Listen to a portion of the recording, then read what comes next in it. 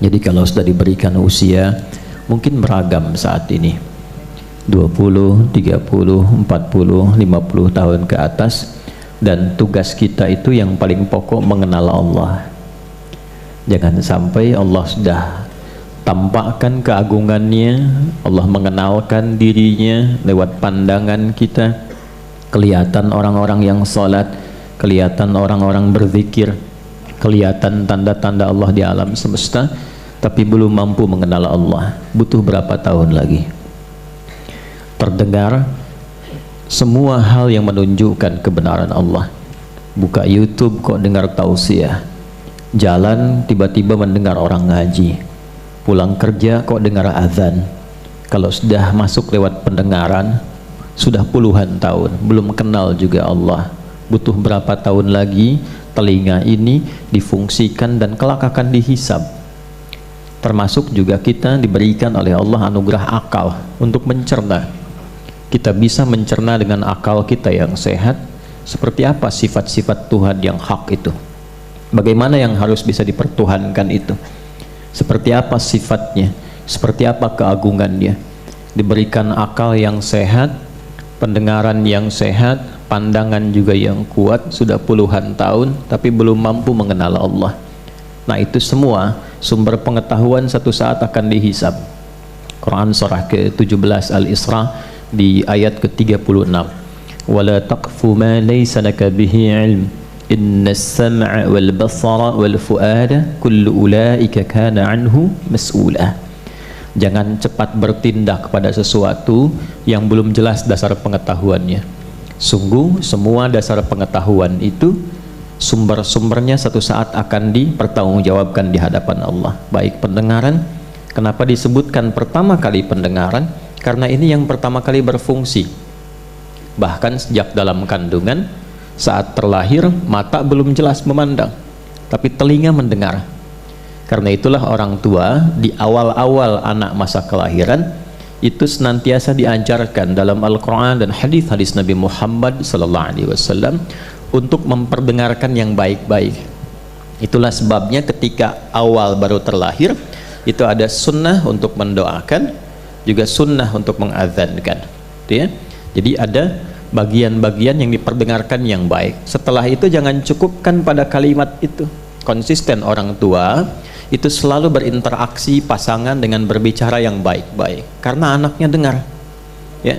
Jadi kalau misalnya bahasa-bahasa pasaran dipakai saat anak baru tumbuh, nanti begitu dia mulai bicara yang keluar tuh kata-kata orang tuanya, ya, cantik sini apa lu, nah itu biasa bapaknya mungkin, ya, ya, itu bapaknya atau ibunya. Jadi itu yang pertama pendengaran. Kemudian penglihatan, wal basar, ya. Dan basar itu sifatnya sesungguhnya itu pandangan yang kuat terhadap objek. Gampangnya begini, kalau Anda misalnya ke sini masuk kan lepas sendal, ya. Nah ini kan keluar nyari sendal kan. Begitu menemukan sendal Anda kan langsung tuh semua konstruksi dalam pandangan kita itu optiknya langsung fokus, oh ini punya saya, tajam. Jadi langsung bisa membedakan mana punya Anda, mana punya orang lain. Itu basar namanya. Kalau fisiknya ain, ya, fisiknya apa? Ain. Ini bahasa Arabnya mata itu ain. Mata-mata, ya, nah, biasa itu. Ya. Kita tanya sama anak pesantren, kamu tidur apa bahasa Arabnya? Tanam Ustaz. Kamu tidur-tiduran? Tanam-tanaman, ya. Nah, ini basar itu menatap dengan tajam. Tapi ini sindiran yang halus dan tajam. Kata Allah, kamu ini kalau urusan dunia kenapa sih begitu tajam tatapannya? Ya, ibu begitu tajam bisa bedakan 100.000 dengan 50.000 cuma dengan warnanya saja, ya.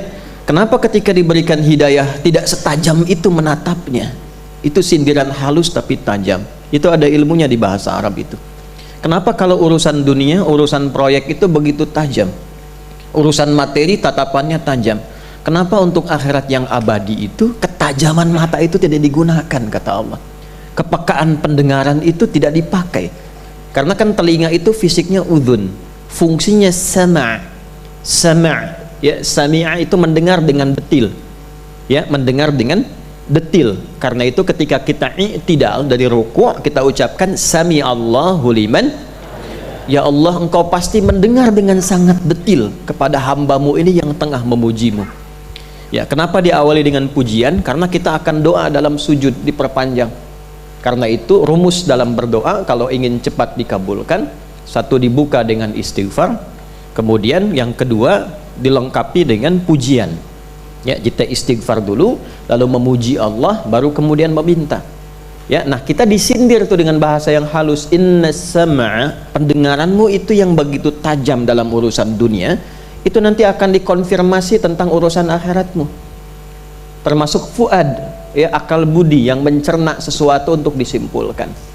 Nah, karena itulah dalam kehidupan kita, coba sampai detik tuh ada waktunya kita merenung, terutama di saat-saat malam menjelang tidur. Itulah sebabnya kenapa disebut isya waktunya. Jadi kalau harakatnya fathah di atas, asya, itu masih sibuk mencari ma'isyah. Tapi kalau turun jadi kasrah, kasrah itu kasrah, hancur, pecah, habis, selesai. Maksudnya sesibuk-sibuk kita, sepandai-pandai dan secepat-cepatnya bergerak, pada akhirnya akan selesai, akan terpejam. Nah, diberikanlah kita itu pelajaran setiap malam untuk terpejam, supaya merasakan kalau besok-besok terpejam untuk selamanya dan tidak bangun kembali. Bekal apa yang dibawa? Karena begini kata Al-Imam Al-Ghazali itu, orang itu kalau dia mimpi, itu bekal mimpinya dibawa dalam keadaan sebelum tidurnya. Jadi apa yang Anda rasakan saat tidur, itulah yang dibawa ketika Anda bangun sebelumnya. Ya, makanya kan ada yang saat tidur senyum, ya kan? Ada yang saat tidur misalnya kan, ya, membahas apa, dia bicara sendiri, itu terbawa memori sebelum tidur. Nah, apa yang Anda rasakan pasca tidur, itulah yang dibawa setelah Anda tidur. Karena itu saat bangun itu pertama kali yang difikirkan kan hasil mimpi kan? Ya, bukan kredit motor yang kemarin belum lunas kan? Ya, yang saat tidur begitu bangun itu merespon keadaan saat tidur. Karena itulah kemudian untuk menetralisir itu kita berdoa. Itu mahal sekali ilmunya, mahal. Nah, sama persis itu kan miniatur kehidupan yang kita bawa ke akhirat. Apa yang dibawa ke alam kubur itu hasil pekerjaan kita sekarang saat hidup di dunia, sebelum tidur di alam kubur. Itu maksudnya. Jadi kalau kita siapkan sekarang, kuburannya nyaman. Kalau kita dedikasikan semua aktivitas karena hasil mengenal Allah Subhanahu wa Ta'ala, itu diberikan kehidupan yang sangat megah di alam kubur. Itu jelas sekali di Quran surah ketiga Ali Imran di ayat ke-169 sampai 171. Wala tahsabanna alladhina qutilu fi sabilillahi amwata bal ahya'un 'inda rabbihim yurzaqun farihina bima atahumullahu min fadlihi wa yastabshiruna billadzina lam yalhaqu bihim min khalfihim alla khaufun 'alaihim wa la hum yahzanun. Paham? Tidak. Nah, jangan Anda duga orang-orang yang saat hidupnya mendedikasikan aktivitasnya itu karena Allah. Ya, dia tetap seperti orang di dunia pada umumnya. Dia kerja, kalau guru dia mengajar, kalau petani dia bertani, ada yang berkebun, ada yang kerja kantoran, ada yang di birokrat, diplomasi, berdagang, berbisnis, macam-macam. Cuma bedanya apa? Dia lakukan semua itu karena Allah, karena dia kenal Allah. Ya, karena dia kenal Allah. Dia mau minum nih, kan semua orang juga minum, ya kan? Untuk menjaga bagian dari kekuatan hidupnya, dia minum, yang lain juga minum. Cuma karena dia kenal Allah, dia meminum minuman yang Allah ridai. Dia tidak menyentuh minuman yang Allah larang, karena kenal. Jadi nggak semua diminum. Dan dia pun ketika akan minum, dia berusaha untuk mendapatkan ridha Allah. Karena itu dia sebutkan Bismillahirrahmanirrahim. Ya, baknya di situ sababiyah. Saya minum ini karena Allah. Kalau Allah nggak perintahkan, saya nggak minum. Gitu. Ya, kalau Allah nggak perintahkan, saya tidak minum. Kalau Allah larang, nggak akan saya minum. Kalau di depan minuman saya yang dilarang oleh Allah, nggak akan saya minum. Makanya itu kalimat fitrah. Nggak ada orang minum bir pakai Bismillah. Bismillah, dosanya hilang dikit lah. Nggak ada. Itu fitrahnya menolak. Fitrahnya nolak. Nah, ba itu kan fungsinya 14, ya kan? Di dalam bahasa Arab itu. Jadi antara fungsinya sababiyah, sebab, ghayah, tujuan. Saya minum ini karena Allah. Nah, minuman itulah yang ketika dikonsumsi langsung turun ridha Allah di dalamnya. berikan ia ya pulsa pahala, ajrun, tuliskan hasanahnya, perbuatan baiknya, lalu jadikan minumannya itu berkah untuk aktivitasnya. Ya, jadi kalau Anda minum lillah karena Allah, itu ada berkah di dalamnya. Berkah itu maksudnya energi yang mendorong kita pada kebaikan. Ya, karena orang makan minum itu kan menghasilkan energi kan, diolah jadi energi. Tapi tidak semua makanan itu jadi energi positif. Ya, koruptor minum juga, makan juga, pencuri makan, penipu minum. Kok bisa dia makan dan minum tapi energinya digunakan untuk menipu? Ya kan?